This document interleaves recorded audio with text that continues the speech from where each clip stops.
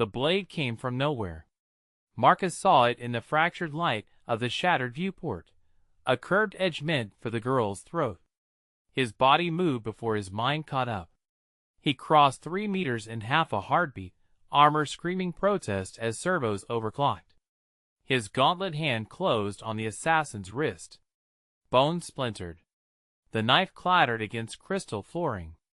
The child, Princess Alara, 7th in line to the Viridian throne, stumbled backward into the observation deck's railing.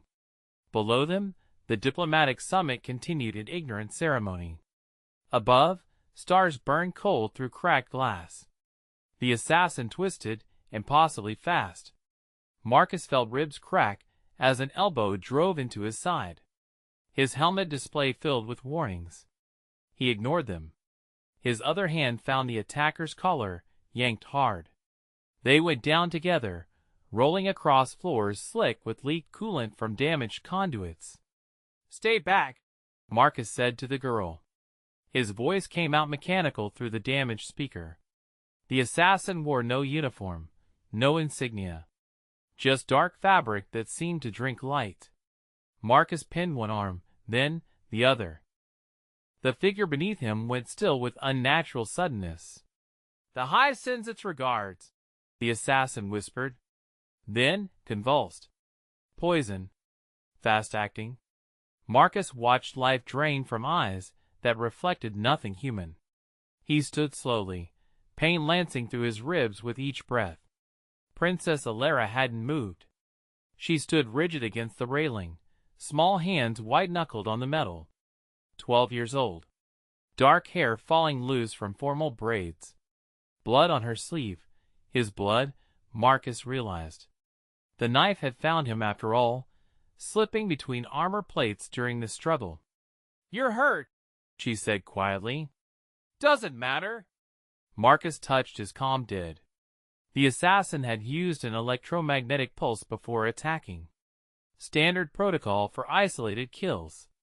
"We need to move." He scanned the observation deck. One exit, 20 meters away. Between them and safety, nothing but open space and the corpse of someone who'd penetrated 5 security checkpoints to reach this moment. The summit below had been arranged to celebrate peace. Humanity's first formal alliance with the Viridian Collective, an empire spanning 12 systems. The princess was ceremonial, a symbol of future cooperation. Marcus was royal guard, assigned because someone had to be, and he'd drawn the short rotation. Now someone wanted her dead badly enough to sacrifice an operative. That meant others waited, probably watching the exit. "Can you run?" Marcus asked. Alara nodded. She hadn't screamed, hadn't cried. Training, maybe. Or shock. "Stay behind me. Stop when I stop. Move when I move." He checked his sidearm. 8 rounds. Not enough. Never enough. "Understand?" "Yes." They moved.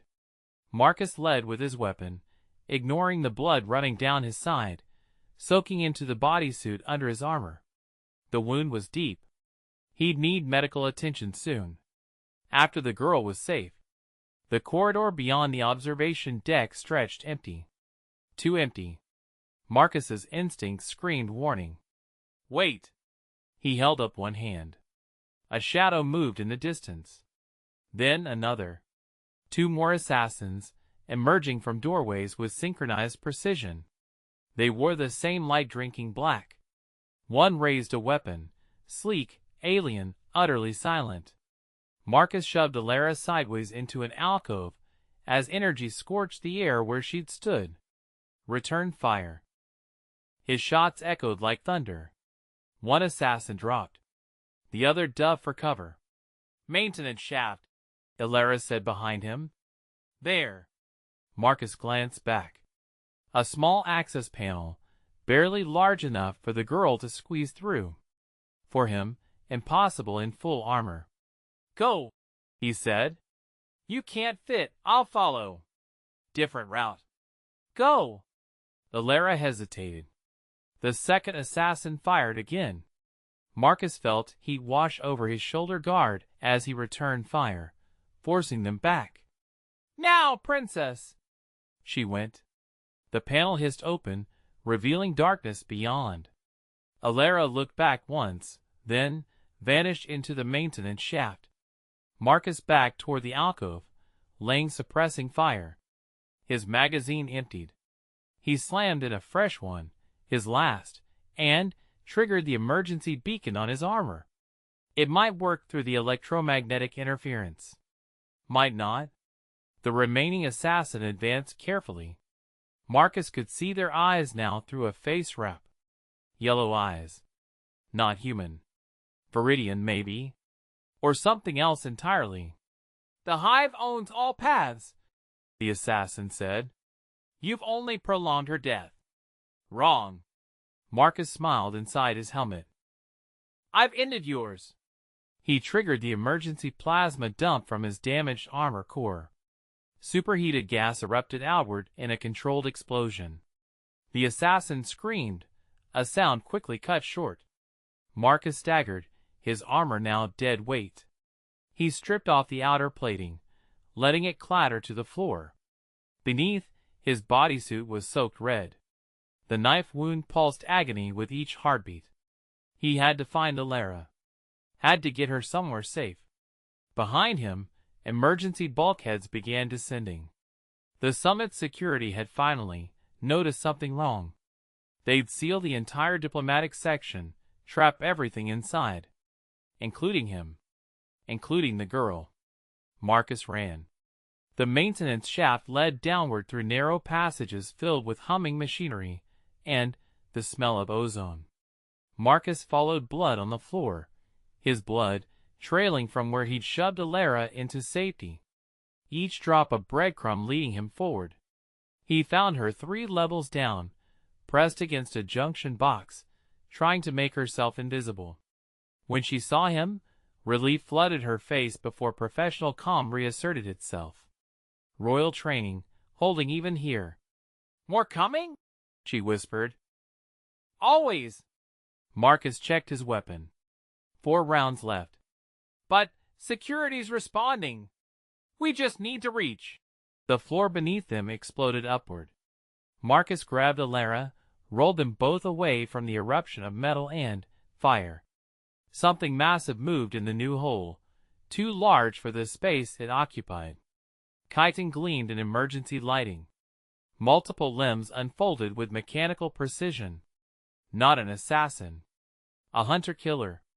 High-tech, illegal in 7 systems, banned by every interstellar treaty humanity had signed. It meant war was already here. The summit above was just ceremony over a corpse. The creature lunged. Marcus pushed Alara behind him, fired his last 4 rounds directly into its central mass. The bullets disappeared into armored plating without effect. A bladed limb swept toward his chest. He caught it barehanded. Pain erupted as the edge cut deep into his palms, but he held. Muscles screamed. Blood ran freely. The creature pushed harder, mandibles clicking in what might have been surprise that prey resisted. "Run!" Marcus told Alara through clenched teeth. "Don't stop. Don't look back." "I'm not leaving. That's an order, princess." She ran. He heard her footsteps fading into darkness, and felt something in his chest unclench. Whatever happened next, she had a chance. The hunter-killer increased pressure. Marcus's grip slipped on blood-slicked chitin. His vision tunneled. Not enough oxygen reaching his brain. Blood loss catching up. The blade inched closer to his heart. Then, light flooded the maintenance shaft. Brilliant, searing white light that made the creature recoil. Marcus fell backward, gasping. His vision cleared enough to see figures descending on anti-grav platforms. Security finally arriving. But not human security. Viridian Royal Guard, in ceremonial armor that somehow looked more threatening than any tactical gear. And, leading them, a figure that made Marcus's breath catch despite his injuries. Queen Ashira herself. The Viridian ruler, 8 feet of chitinous grace and lethal elegance. Her 4 arms moved with precise economy as she gestured commands. Her guards opened fire with weapons that sang rather than roared, sound-based armaments that vibrated the hunter-killer into component pieces. It took perhaps 3 seconds. The creature simply came apart, segment by segment, falling into neat piles of disabled biomechanics. Ashira stepped down from her platform with movements that looked like dance. Her face, if it could be called a face, regarded Marcus with compound eyes that held far too much intelligence. When she spoke, it came out in perfect standard, touched with harmonics that made the words feel physically present. "You shed blood to protect my tree daughter." Marcus tried to stand. Failed.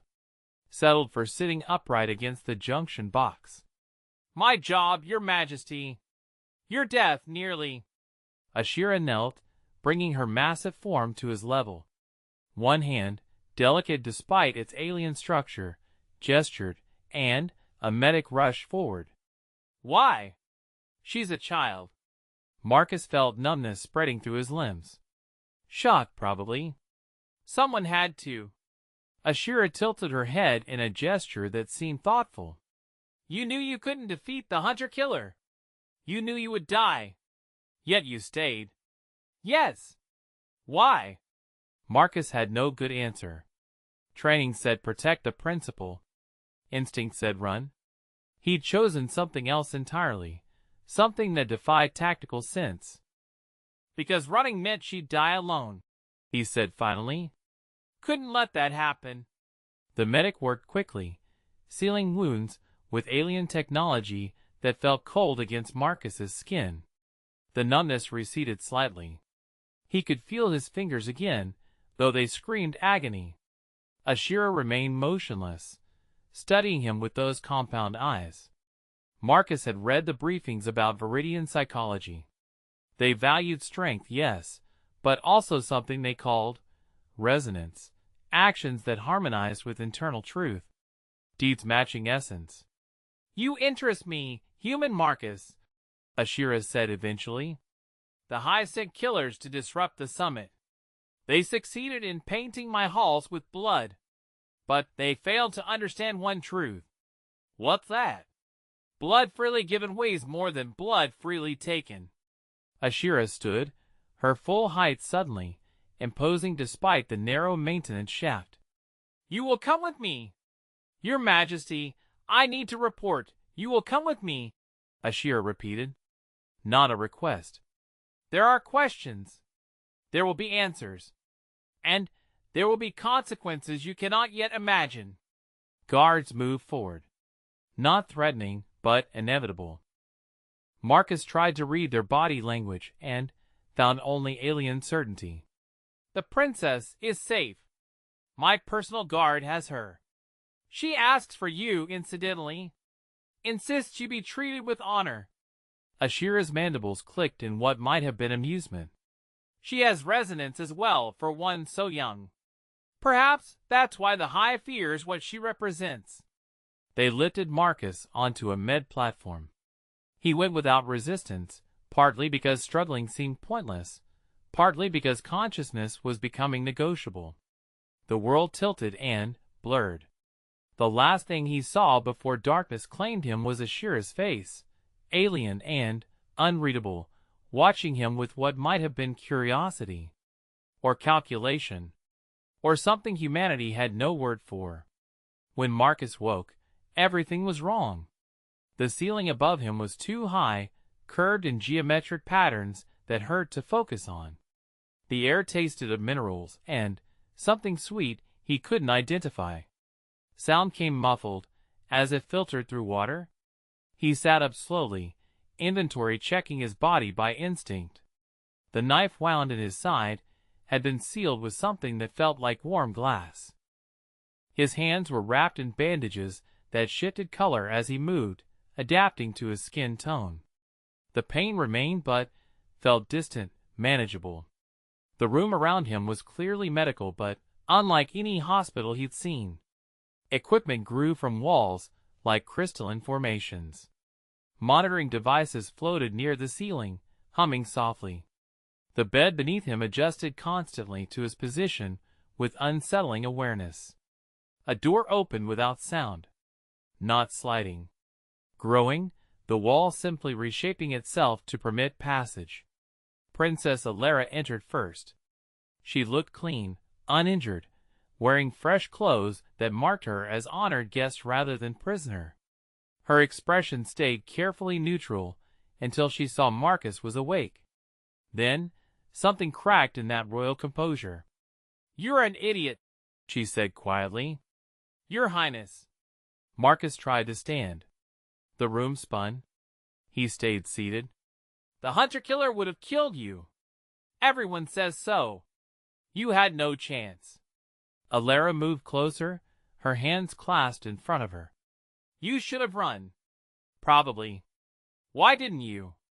Marcus had been asked that question twice now. He still didn't have a good answer. "Would you have wanted to die alone in the dark?" Alara looked away. When she spoke again, her voice was smaller. "No." "Then that's why." Footsteps approached from the corridor outside. Heavy, precise, multiple sets. Alara straightened immediately, royal mask sliding back into place.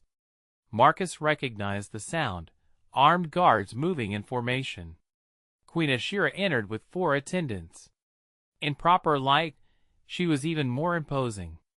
Her chiton held iridescent patterns that shifted as she moved. Ceremonial markings covered her arms in script Marcus couldn't read. She moved with the confidence of someone for whom violence was always an option, but rarely a necessity. "Princess Alara," Ashira said, "your presence honors my medical facilities." Alara performed a formal bow, precise to the degree. "Your Majesty's hospitality exceeds reputation, as does your bodyguard's foolishness." Ashira's compound eyes fixed on Marcus. "He wakes without complaint. Impressive. Human pain tolerance is usually limited. I've had worse." Marcus lied. "Untrue. My medical staff informs me you nearly bled out twice during treatment." "Your species' cardiovascular system is remarkably inefficient."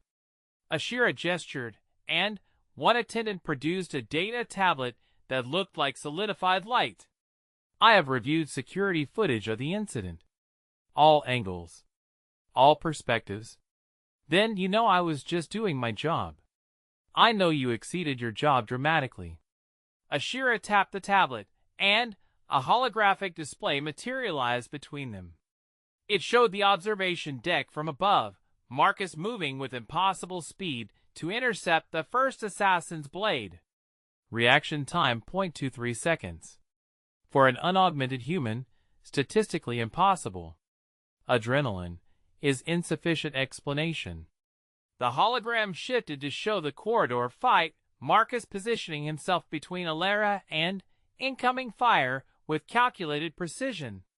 You move with trained certainty. Military background? Royal Guard Academy. Standard 6-year program. Before that, Marcus hesitated. His file was sealed, classified for operational security. But Ashira clearly had access to everything. Border conflicts. Outer colonies. 5 years. Against hive incursions. Yes. Ashira's mandibles clicked rapidly, a sound Marcus's briefing materials had identified as deep satisfaction. "You have killed hive soldiers before." "Multiple times, if records are accurate." 17 confirmed eliminations during the Kepler Station defense. "I was part of a team. You held a choke point alone for 6 minutes while civilians evacuated. Against hive shock troops designed specifically to break defensive positions." Ashira leaned forward slightly, her massive form somehow not threatening. "You understand their psychology, their tactical patterns, their weaknesses." "I understand they're hard to kill," Marcus said carefully. "And they never stop coming." "Correct. The hive is patient, inevitable. They have been expanding for 3,000 years, consuming species after species. Only the Viridian Collective has held them back. Ashira's eyes glittered. And, only barely. The war you humans call border conflicts is barely a skirmish in the greater campaign. I know. Do you? Ashira gestured, and the hologram changed again. Now it showed star systems, dozens of them, marked in various colors. Red systems are hive-controlled. Yellow are contested. Green are collective territory.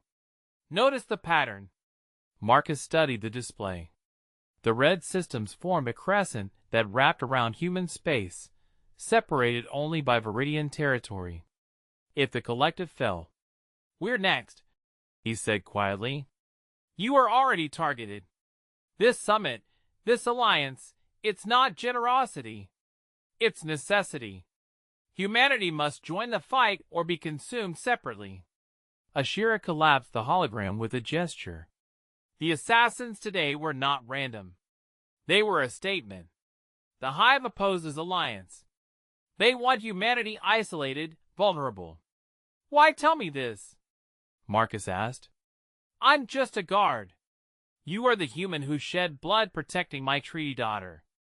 You are the soldier who held ground against hunter-killer designed to slaughter squads. You are a witness to Hive aggression on diplomatic soil." Ashira stood to her full height. "And I am demanding you stay." The words landed like physical weight. Marcus felt Alara stiffen beside him. "Your Majesty," Marcus began carefully, "I appreciate the medical treatment, but I have duties. Your duties are concluded." Princess Alara returns to human space with full security escort. "You do not." Ashira's tone allowed no argument. "I am invoking Clause 7 of the Treaty of Resonance. Any being who preserves royal blood through sacrifice of their own may be claimed into service, regardless of prior allegiance." Marcus's mouth went dry. "That's a ceremonial clause. It hasn't been used in 247 years. I am aware." Ashira's mandibles clicked again. "It remains legally binding. Your government will not object. Cannot object, not without voiding the entire treaty structure. You can't just, I can. I have. The decree is already filed with all relevant diplomatic channels." Ashira tilted her head, compound eyes reflecting Marcus's shocked expression 1,000 times. "You will remain in collective space as royal guardian, personal retainer, and military consultant. Your expertise will be utilized in the greater war. Your loyalty has been purchased with your own blood. This is kidnapping. This is necessity wearing diplomacy's face. The Hive is accelerating their timeline. We need humans who understand them, who have fought them, who will not break when mandibles close around throats." Ashira's voice dropped to harmonics that made Marcus's chest vibrate. "I need you specifically, Marcus-chan. The man who stayed when running made sense. The soldier who bled protecting a child from a species not his own." Marcus looked at Alara. She stood frozen, clearly caught between diplomatic protocol and personal objection. "Princess," Marcus said quietly, "you'll be safe.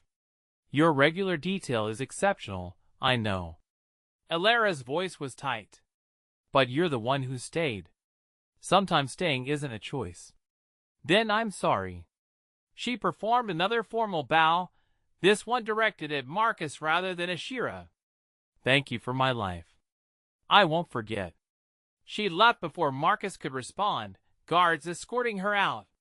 He watched her go, feeling something settle heavily in his chest. Not quite betrayal. Not quite resignation. Something else entirely. When the door reshaped itself closed, Marcus turned back to Ashira. "What happens now?" "Now? You heal. Then you train. Then you fight." Ashira gestured to her attendants. They brought forward what looked like ceremonial armor, human-sized but designed with Viridian aesthetic. Dark metal inlaid with the same iridescent patterns that marked Ashira's chitin. You will be given rank equivalent to your previous station. Resources. Authority. You will help us understand human tactical integration with collective forces. I'm one person. You are President. The first human to enter royal service through ancient custom. Others will follow, seeing honor where before was only alien strangeness. Ashira placed one delicate hand on the armor. The Hive believes humanity is weak, disorganized, easily broken. You will help prove them wrong. Marcus stared at the armor. It was beautiful in an unsettling way, designed for function, but achieving something close to art. He could see himself reflected in its polished surfaces, bandaged, exhausted, trapped by circumstances he'd never anticipated. "Do I have a choice?" he asked, already knowing the answer. "You made your choice when you caught that blade," Ashira said. "Everything after is consequence." She left him then, attendants following in perfect formation. The door reshaped itself. The room returned to its gentle humming, monitoring equipment floating peacefully overhead. Marcus looked at his bandaged hands. They'd saved Alara. They'd doomed him to something he couldn't yet understand. He wondered if the trade was worth it. Then he remembered the girl's face, terror barely controlled, as the blade came for her throat. Remembered his body moving without thought, instinct overriding survival. Yeah, it was worth it. He stood carefully, testing his balance. The medical technology had done remarkable work. He felt weak but functional. The armor waited on its stand, patient and inevitable. Marcus reached out, touched the cold metal. It hummed slightly under his fingers, as if recognizing him. "All right," he said to the empty room. "Let's see where this goes." The door opened again. Not Ashira this time. Instead, a Viridian soldier entered, smaller than the queen but still imposing, wearing tactical armor that looked actually used. Scars marked their chitin in patterns Marcus was learning to read. Combat veteran, multiple engagements, survived encounters that should have been fatal. "Marcus Chen?" The soldier's standard was heavily accented but clear. "I am Tactical Coordinator Vex. I will be your integration specialist." "My what?" "The one who ensures you don't die stupidly while learning how we fight." Vex's mandibles clicked in what Marcus was starting to recognize as dry amusement. "The Queen's pet human. Every guard in the palace is talking about you. Great. Some think you're brave. Some think you're insane. I think you're probably both." Vex moved to the armor, examining it with professional assessment. "This is good work. Honor forged, meaning actual craftsmen made it specifically for you. You should be flattered. I should be on a transport back to Earth." "Yes, but you're not. So we adapt." Vex turned, compound eyes studying Marcus with uncomfortable intensity.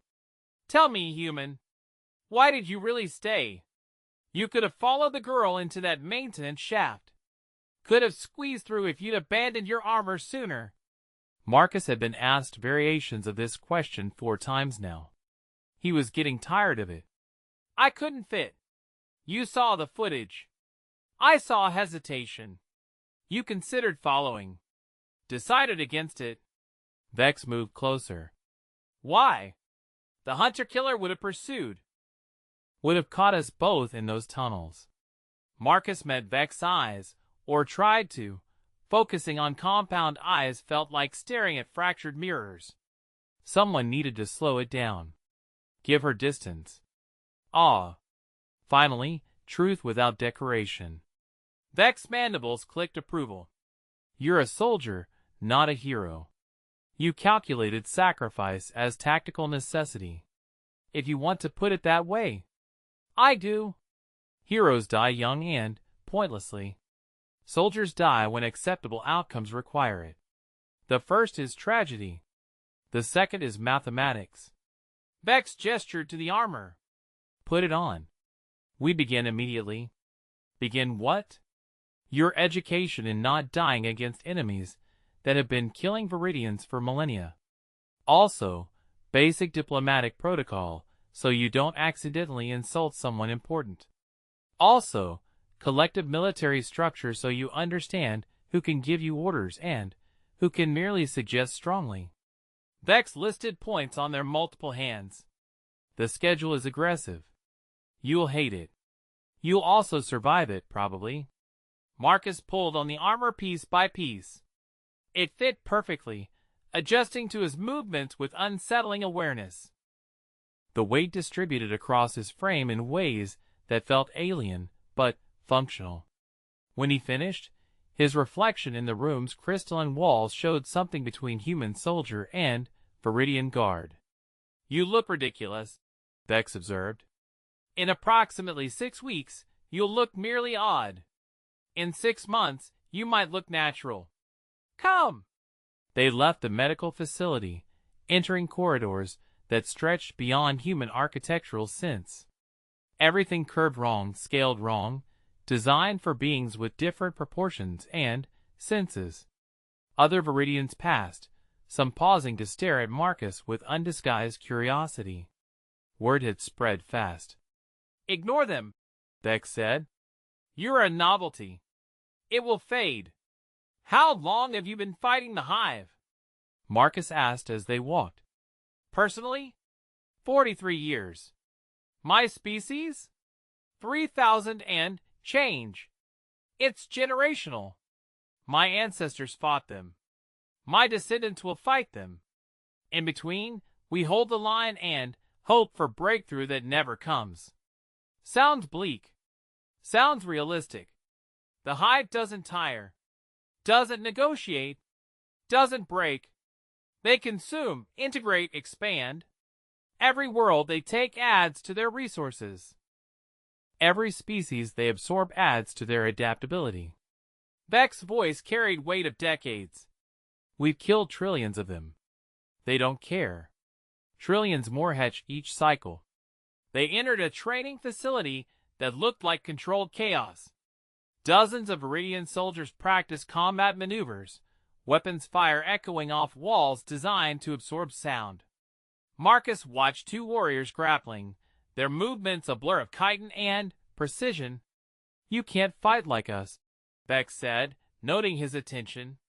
"Different biology, different advantages. But you can learn to fight alongside us." First lesson, Hive Tactics. A holographic display materialized, showing insected creatures that made Marcus's skin crawl. They looked wrong, geometry that hurt to focus on, limbs that bent in too many directions. Standard Hive Warrior. 3 meters tall, for primary combat appendages, sensory organs that detect everything from ultraviolet to low-frequency vibration. Chitin armor harder than human military-grade plating. Strength equivalent to light industrial machinery. Vex pointed to weak spots. "You shoot here, here, or here. Anywhere else is wasted ammunition.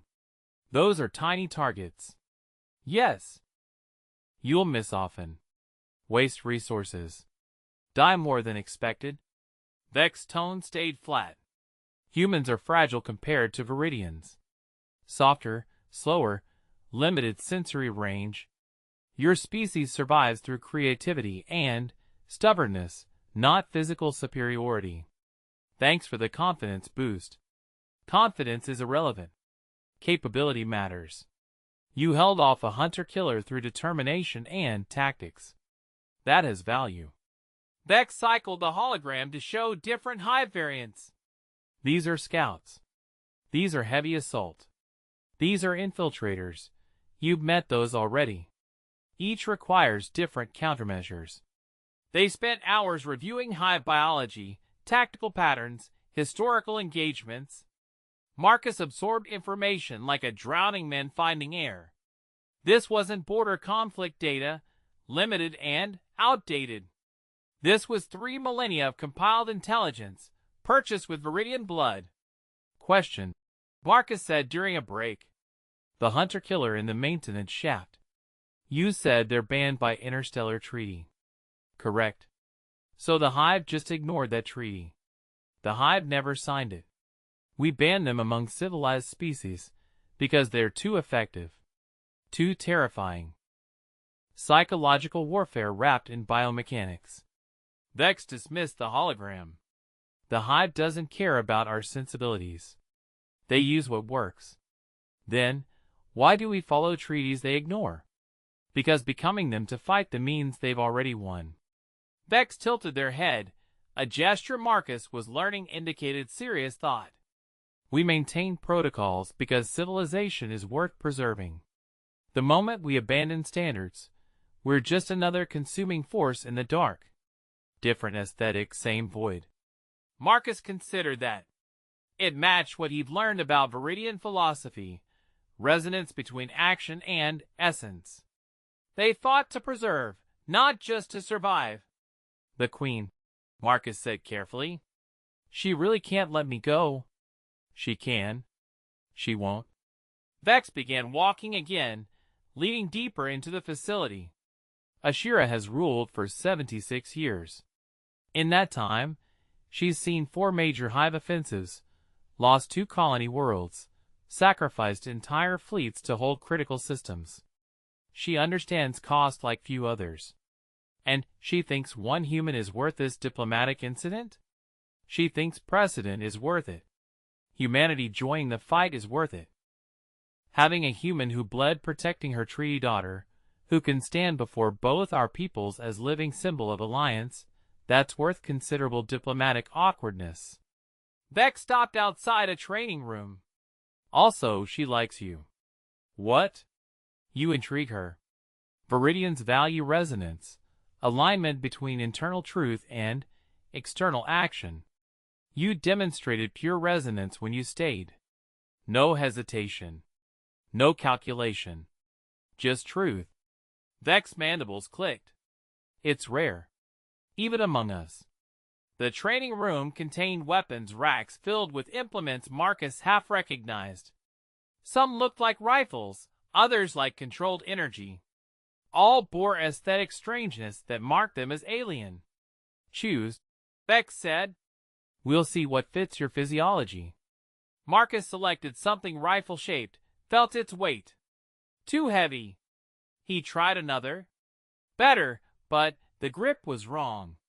On his 5th attempt, he found one that felt almost natural, a long-barreled weapon with modular components. Pulse rifle. Good choice. Effective against hive warriors at medium range. Vex activated a training sequence, and targets materialized downrange. Fire when ready. Marcus aimed, pulled the trigger.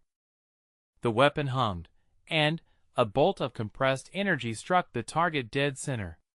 The recoil was negligible, nothing like human firearms. Again, Vex commanded. They drilled for another hour. Marcus's accuracy improved as he adjusted to the alien weapon's characteristics. His shoulder ached where the hunter-killer had grazed him. His hands throbbed from gripping the assassin's blade. None of it mattered during training. You have muscle memory, Vex observed. Prior combat experience shows. You'll integrate faster than expected. High praise. Accurate assessment. Don't confuse the two. Vex deactivated the training sequence. Tomorrow we start physical conditioning. Your human musculature is insufficient for extended operations alongside Viridian troops. We'll address that chemically and mechanically. Chemically? Performance enhancement. Medical grade, carefully monitored. You'll be faster, stronger, more durable. Still human, but closer to pure capability. Vex must have sensed Marcus's hesitation. It's necessary. The battlefield doesn't care about fairness. Marcus set down the pulse rifle. His reflection in the polished wall showed someone already different from the royal guard who'd caught a blade 3 days ago. The armor marked him as other. The circumstances had trapped him. Now they were changing him deliberately. What if I refuse? He asked quietly. Then you die during first real combat engagement and waste Her Majesty's investment. Vex's tone stayed neutral. Your choice. Die quickly maintaining purity, or adapt and, possibly survive. There's no judgment either way. Just consequences. The door reshaped, admitting another Viridian. This one wore formal robes rather than armor, and carried themselves with scholarly precision. Tactical Coordinator Vex, the newcomer said. I must interrupt. Her Majesty requests the human's presence. Now! Vex's mandibles clicked irritation. We're mid-session. Immediately. There's been a development. Marcus followed the robed Viridian through corridors that grew increasingly ornate, ceremonial rather than functional. They passed guards standing at attention, their armor polished to mirror brightness. Eventually they reached doors that stretched 3 stories high, covered in script Marcus couldn't read. Protocol, his guide said quickly. Bow when entering. Speak when spoken to. Do not interrupt the Queen. Do not touch anything. Stay calm regardless of what you hear. Ominous. Realistic. The doors opened silently. Beyond lay a chamber that defied description, part throne room, part command center, part garden. Holographic displays floated between living plants that glowed bioluminescent. Ashira sat on a raised platform, surrounded by advisors and military personnel. She looked up as Marcus entered. He bowed as instructed. Marcus Chen, Ashira said. You adapt quickly to our customs. Good. We have little time for lengthy cultural immersion. Your Majesty. Marcus straightened. I was told there's a development. Show him, Ashira commanded. One of the advisors manipulated a holographic control, and footage materialized. It showed a space station, human construction, orbiting a world Marcus recognized, Kepler Station, where he'd fought 5 years ago. The timestamp marked the footage as 3 hours old. The station exploded. Not all at once. Methodically. Section by section, bays rupturing, corridors venting atmosphere in crystalline streams. Marcus watched, numb, as the structure he'd bled to defend came apart in silence. Hive attack? He asked, though he already knew. Hive occupation, Ashira corrected. They didn't destroy the station. They took it. 11,000 humans now under their control. Some dead. Most integrated. The word, integrated, carried horror that made Marcus's stomach turn. The Hive didn't just kill. They converted, absorbed, repurposed biological material into extensions of their collective consciousness. When? Marcus asked. 41 hours ago. Your government just released the information. They're calling it a catastrophic failure, bad intelligence, tragedy that couldn't be prevented. Ashira's tone suggested she believed none of those explanations.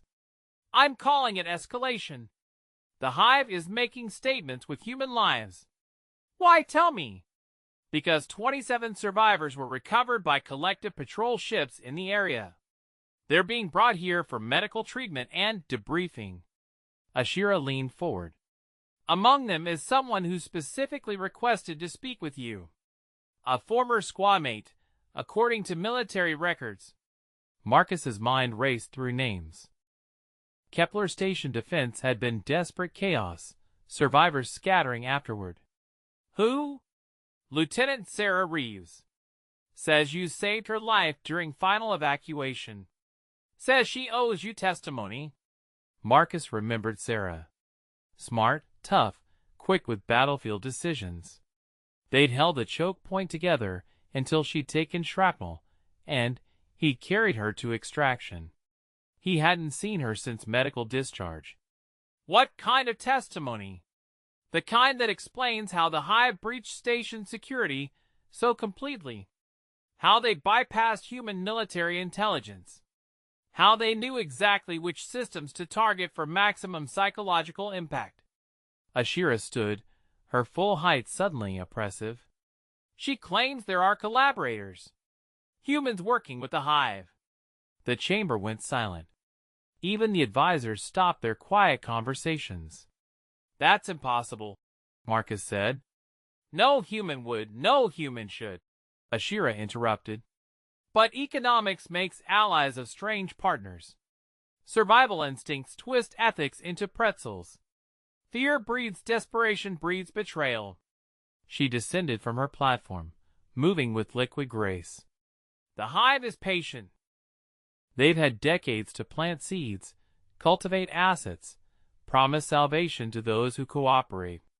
If that's true, if there are traitors, then the alliance is compromised before it fully forms. Human intelligence networks are suspect. Military command might be infiltrated. Every strategy we plan could be compromised before implementation." Ashira stopped directly in front of Marcus. "This is why I demanded you stay. You're one of the few humans whose loyalty is beyond question. You shed blood protecting what you value. The hive can't buy that." Marcus felt the weight of implication crushing down. He wasn't just a symbolic gesture or tactical consultant anymore. He was insurance against betrayal, a human the Viridians could trust when trust itself became weaponized. "When does Lieutenant Reeves arrive?" he asked. 6 hours. You'll conduct initial debriefing with Vex present. If her claims hold weight, we escalate to full intelligence investigation." Ashira placed one delicate hand on Marcus's shoulder, the gesture surprisingly gentle. "I'm sorry. I know you didn't want this role. But necessity cares nothing for preference. I'm starting to understand that." Ashira returned to her platform. "Dismissed. Rest while you can. When those survivors arrive, everything accelerates." Marcus bowed and left, his mind churning. Collaborators. Humans working with the hive. It shouldn't be possible. The hive was extinction wearing biological form. They consumed everything, left nothing but empty worlds and horror. Yet he'd seen desperate people do desperate things during the border conflicts. Seen colonies surrender without fighting, hoping mercy that never came. Seen opportunists selling out neighbors for temporary safety. Maybe it wasn't impossible after all. Maybe it was inevitable. 6 hours later, Marcus stood in a debriefing room that looked like it had been hastily adapted for human proportions. The furniture was too large, the lighting too dim, but it functioned. Vex waited beside him, compound eyes reflecting fractured versions of Marcus's anxiety. The door opened. Medical staff entered first, supporting a woman who looked like Sarah Reeves might look after 41 hours of trauma. Thinner than Marcus remembered. Older in ways that had nothing to do with years. Haunted. She saw him and something broke in her expression. Relief, maybe? Or recognition of another survivor in a universe that specialized in making survivors rare. "Sean," she said. Her voice was hoarse. "They said you were here. Didn't believe them. Lieutenant." Marcus gestured to a seat. "Please." Sarah sat heavily. The medical staff withdrew, leaving just the three of them. Vex remained motionless near the wall, observing with professional intensity. "Tell me what happened," Marcus said quietly. Sarah closed her eyes. When she opened them again, they held a bleak certainty that Marcus recognized from mirrors. "We were sold," she said. "Station command. Someone high up fed the hive our security protocols, rotation schedules, response times.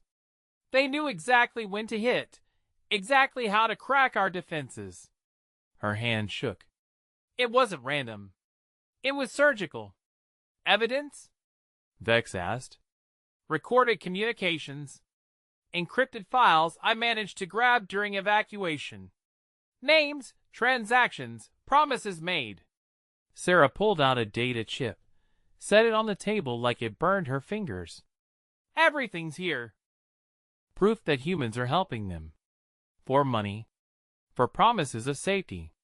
For whatever lie convinced them betrayal was survival. Marcus picked up the chip. It was standard human technology, innocuous and damning.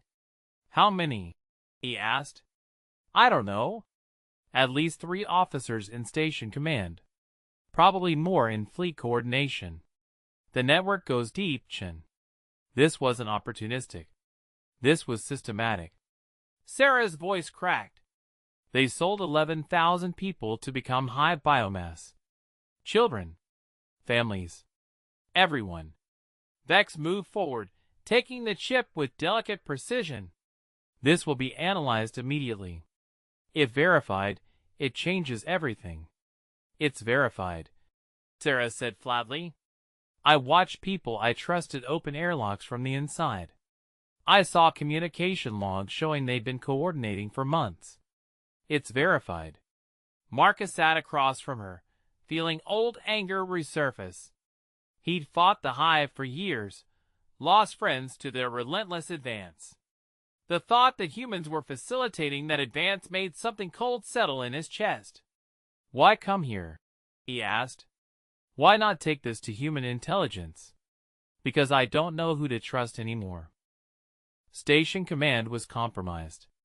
Fleet might be compromised. For all I know, intelligence itself is infiltrated. Sarah met his eyes. But I remember Kepler Station. Remember you holding that corridor while we evacuated. Remember you didn't run when running made sense. So I asked for you. Figured if anyone was still clean, still solid, it'd be the crazy bastard who stayed. I'm not exactly human intelligence anymore, Marcus said. No. You're something maybe better. You're someone the Viridians trust enough to demand diplomatic incident. That's worth more than official channels right now. Sarah slumped in her chair. The hive is winning, Chen. Not through force. Through corruption. They're turning us against ourselves, and we're letting them because we're scared and stupid and desperate. Vex had been examining the data chip. Now they looked up, mandibles clicking rapidly. This is extensive. Personnel files, communication intercepts, financial transactions. If authentic, it implicates significant portions of human military structure. It's authentic, Sarah repeated. I pulled it from secure servers before they purged everything. Cost me 2 friends who covered my escape. They're dead now. Integrated. The word hung in the air like physical weight. Marcus had seen integrated humans once, during the border conflicts. Shambling biological machines, consciousness subsumed into hive collective, bodies repurposed into extensions of alien will. Death would have been kinder. What do you need from me? Marcus asked. Testimony. Verification. Someone the Viridians will believe. Sarah's exhaustion showed through every word. I'm nobody. A junior officer who survived catastrophe. You're the human who bled protecting their princess. Your word carries weight. Mine doesn't. You want me to corroborate treason accusations against my own species. I want you to help stop humans from ending humanity. Sarah leaned forward. The hive doesn't need to invade if we open the doors ourselves. They're patient. They'll wait while we corrupt from inside, then walk through ruins we built. Unless we stop them. Unless we cut out the rot before it spreads. Vex touched Marcus's arm, a gesture that felt significant. This is decision time. Corroborating means escalation. War councils. Intelligence purges. Your species, and mine formally acknowledging that trust is compromised. It will be ugly. Uglier than letting it continue? Marcus asked. Different ugly. Not lesser. Marcus looked at Sarah, seeing his own exhausted determination reflected back. She'd come here because she remembered someone who stayed. Because trust had become rare enough to travel between species searching for it. He picked up the data chip, feeling its weight. Tell Her Majesty, we need to convene whatever passes for emergency session. Full intelligence analysis. This stops now. Sarah closed her eyes. Thank you. Don't thank me yet. This is going to get worse before it gets better. It's already worse. At least now we're fighting back. Within 2 hours, the palace transformed. Military personnel flooded secure areas. Intelligence analysts materialized from whatever shadows they inhabited. Communications channels lit up with encrypted traffic. Marcus found himself at the center of controlled chaos, his testimony being recorded, analyzed, cross-referenced against Viridian intelligence databases. The data chip's content spread like virus through command structure. Names appeared, patterns emerged, networks revealed themselves in damning clarity. Human officers trading lives for promises. Financial transactions spanning years. Communication logs showing coordination between Hive infiltrators and military personnel. Ashira convened her war council in a chamber that looked designed for exactly this purpose. Do we handle investigation ourselves, risking diplomatic breach? Do we go public, risking panic? One commander spoke, their mandibles clicking emphasis. We should purge human participation from Alliance completely. They cannot be trusted. We should increase surveillance on all human personnel. Another added, assume guilt until proven otherwise. Marcus felt anger rising. He'd shed blood for the Alliance. Sarah had lost everything warning them. And the response was collective suspicion?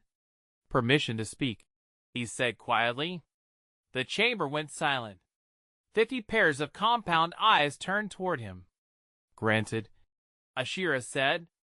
The officers on that chip betrayed their own people first. 11,000 humans died because of their greed and cowardice.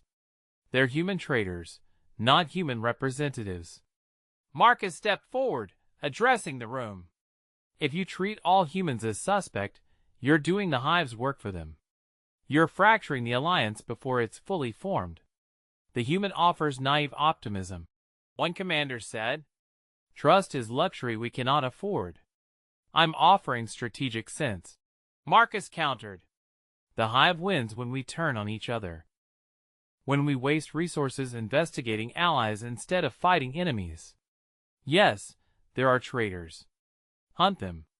Purge them. But don't let their corruption poison everything else. And how do we distinguish traitor from ally? The commander pressed. How do we know you yourself aren't compromised? You don't. Marcus met their gaze. You make judgment based on actions. I could be perfect infiltrator. Or I could be soldier who bled protecting your princess. You decide which truth resonates. Ashira's mandibles clicked approval. Well said. The Hive relies on us fracturing under suspicion's weight. We will not accommodate them. She gestured, and the holographic displays changed. New protocol, Joint Intelligence Task Force. Viridian analysts and trusted human personnel work together, cross-referencing data, verifying sources.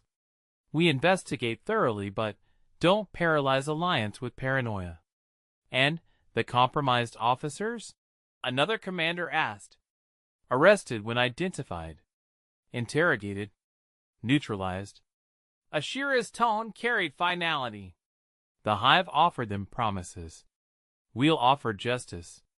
Marcus Chen will coordinate human liaison for the task force.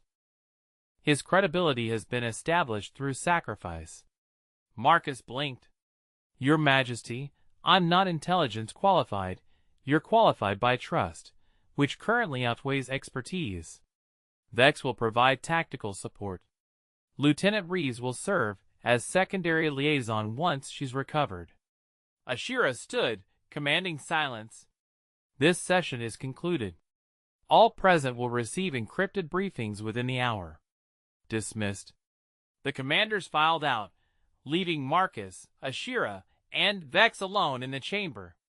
Marcus felt exhaustion crashing over him, adrenaline draining away. You handled that well, Ashira observed, appealing to logic rather than emotion. I just told the truth, which is why it carried weight. Ashira descended from her platform. The Hive is ancient, patient, Sophisticated.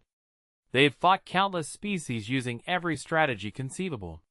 What they haven't faced is genuine alliance between species fundamentally different yet willing to trust. That's our advantage. Trust built on what? Marcus asked.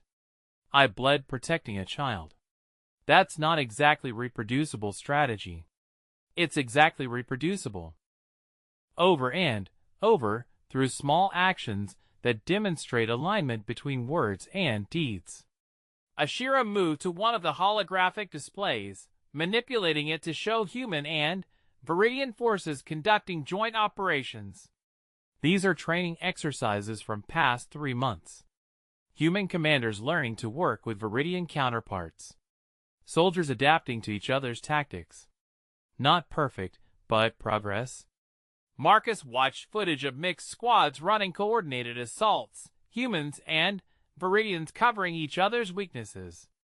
It looked chaotic but functional. The Hive assumes we'll fail. Ashira continued. Assume species-level differences will prevent genuine cooperation. They banked millennia on that assumption. We're going to prove them wrong by the simple expedient of not failing. That simple? That difficult. Ashira's mandibles clicked dry amusement. You're tired. Rest.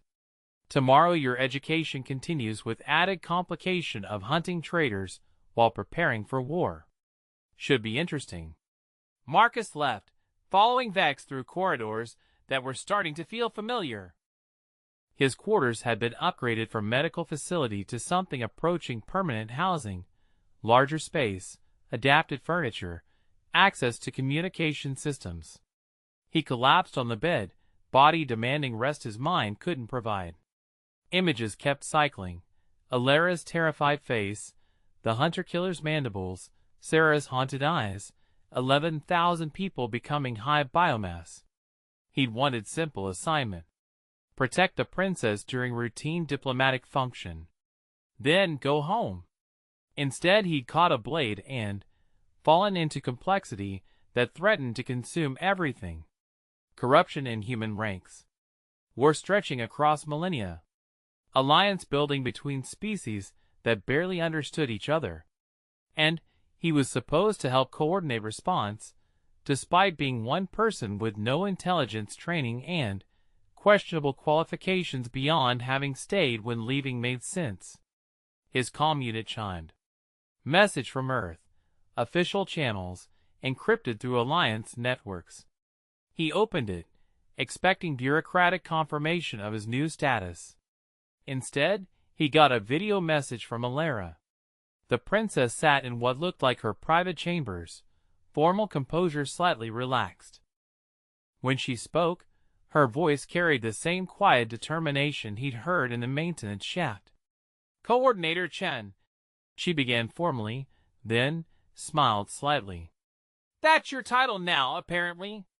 Coordinator. Sounds important. The smile faded. I heard about Kepler Station. About the traitors. About what you're doing. She paused, choosing words carefully. My tutors say politics is about managing perceptions. Making people believe things that benefit proper governance. I think that's backwards. I think politics should be about doing right things even when people don't understand why they're right. She looked directly at the camera.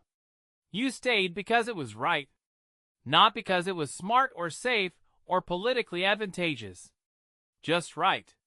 Now you're staying again, trusting aliens who demanded your service, hunting traitors in your own species, building something that might work or might fail spectacularly. Another pause. I want you to know, when I'm old enough to have authority that matters, I'm going to remember how that looks. How it sounds. How someone acts when right action is the only compass that works. Alara stood, performed a formal bow. Thank you for staying. Both times. Don't die. That's an order from royalty, so technically you have to obey. Brief smile. Be safe, Coordinator. The Alliance needs people like you. So do I. The message ended. Marcus sat in darkness, feeling something settle in his chest. Not quite peace. Not quite purpose. Something between them, acknowledgement that the choice he'd made, however complicated the consequences, mattered. He'd stayed because a child would have died alone otherwise. Now he was staying because walking away meant abandoning everyone, human and Viridian, who believed cooperation was possible. The knife wound and his side ached. His hand throbbed. New pain would come from the enhancements Vex had mentioned, the training that would push his body past comfortable limits. All of it was worth it. Had to be. Because the alternative was letting the hive win by making trust impossible. By turning species against themselves until nothing remained but consuming darkness. Marcus stood, moved to the window. Outside, the Viridian capital stretched in alien architecture beneath unfamiliar stars. Somewhere down there, Sarah recovered from trauma. Somewhere above, fleets prepared for battles yet to come. Somewhere in between, humans and Viridians learned to trust each other against darkness that had been winning for 3,000 years. He'd shed blood to save a princess. Now he'd stay to save everyone else. The queen had demanded it. Circumstance had trapped him. But choice, real choice, lived in what he did with captivity. How he shaped role into purpose. Marcus Chun, former royal guard, current coordinator, permanent symbol of alliance built on sacrifice, and stayed when staying hurt. The hive was patient, inevitable, ancient, but they'd never faced genuine cooperation before. Never fought species willing to bleed for each other despite fundamental differences. That had to mean something. Marcus turned from the window, began planning tomorrow's work. There were traitors to find, intelligence to verify, trust to build between species that barely understood each other. It was impossible work. Probably doomed. Certainly beyond his qualifications. He'd do it anyway. Because staying was what he did. And this time, the whole alliance depended on it.